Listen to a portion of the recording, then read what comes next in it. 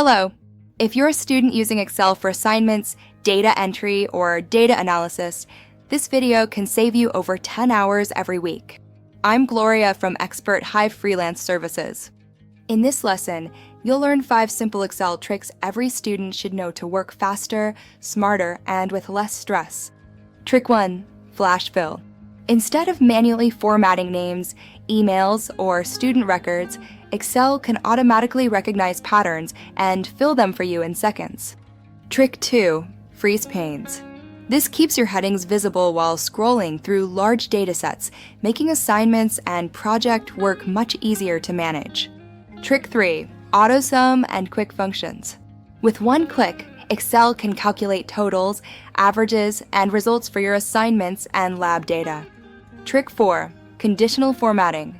This allows you to highlight important values like highest scores, lowest results, or errors automatically. Trick 5. Instant charts and graphs. With just a few clicks, you can turn your data into clear visuals for reports, presentations, and final year projects. These 5 Excel tricks can completely change how you handle assignments and data as a student. Subscribe for more practical learning tips and join Expert-Hive to build skills that matter.